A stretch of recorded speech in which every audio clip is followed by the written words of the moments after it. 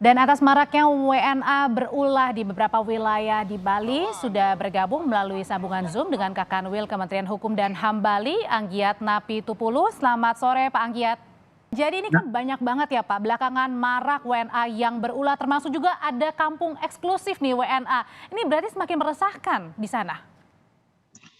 baik. Yang pertama saya informasikan bahwa banyaknya WNA mengulang mungkin karena adanya ketidaktahuan turis mancanegara tentang norma dan hukum yang berlaku di Indonesia. Dan mungkin juga sebelum mereka masuk ke Indonesia terbawa oleh kondisi psikologi mereka dari negara asal. Nah, terkait dengan perkampungan asing di Bali, jadi tidak ada kampung asing di Bali dari kacamata Kementerian Hukum dan HAM. Hanya saja ada beberapa kawasan tertentu yang termasuk pada kategori private area ada didominasi oleh komunitas warga negara asing tertentu. Contohnya warga negara Rusia, itu masyarakat Rusia itu sudah dari sananya kan sudah terbiasa mereka hanya bisa membaur dengan sesama orang Rusia juga. Jadi ada kawasan di daerah Ubud, Kabupaten Gianyar itu ada namanya kawasan Parkview. Itu ada villa, kawasan private memang, kawasan villa diisi oleh kurang lebih ratusan warga negara Rusia yang menyewa kamar di sana. Itu ada izin Nah, tinggalnya dan sampai berapa lama Pak Anggiat? izin tinggalnya ada, kita sudah cek. Izin tinggalnya ada. Tergantung mereka masuk pakai visa apa. Kalau pakai visa on arrival, ada yang 30 plus 30, bisa total 60 hari. Kalau pakai visa kunjungan, bisa 180 hari, di mana setiap 30 hari mereka perpanjangan.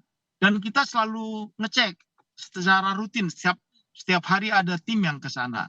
Demikian. Dan biasanya yang nakal ini wisatawannya pakai visa apa? Visa wisata atau visa apa?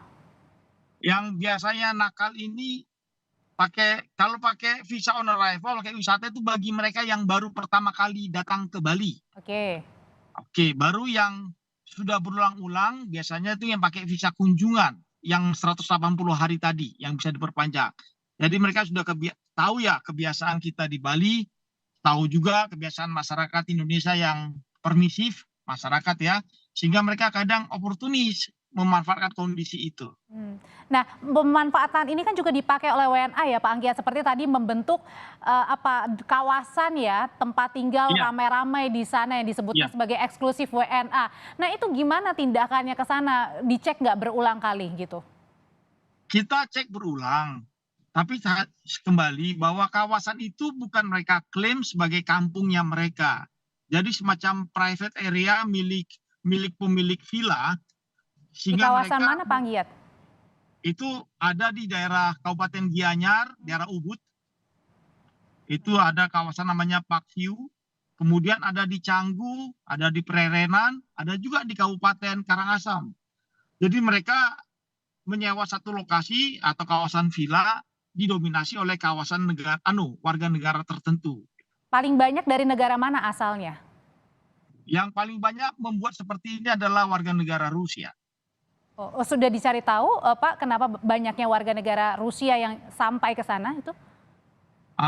Mereka banyak datang ke Bali ya karena memang mereka tahu bahwa kondisi Bali demikian demikian sangat nyaman dan damai, dan mereka mendapat informasi sesama Rusia juga.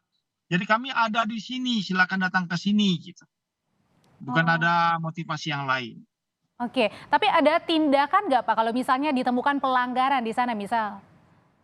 Ya, tindakan contohnya dari Januari sampai dengan tanggal hari ini kita sudah melakukan tindakan tuh 76 orang warga negara asing yang kita kenain tindakan, dan yang paling banyak itu warga negara Rusia sudah kita deportasi 20 orang. Dan itu kenapa sampai seperti itu? Kemudian pelanggarannya apa, Bang Giat?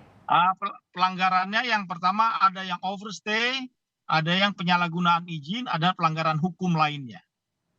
Oke, jadi ada yang terlalu lama karena overstay dan juga Iya, ada Kak. masalah-masalah lainnya. Nah, sekarang ini rutin nggak juga untuk merazia? Karena kan ada beberapa tempat juga yang tadi Bapak bilang kan? Iya, kita rutin, kita berkolaborasi dengan masyarakat adat karena kita tahu masyarakat desa adat di Bali memiliki aparatur yaitu pecalang yang informal.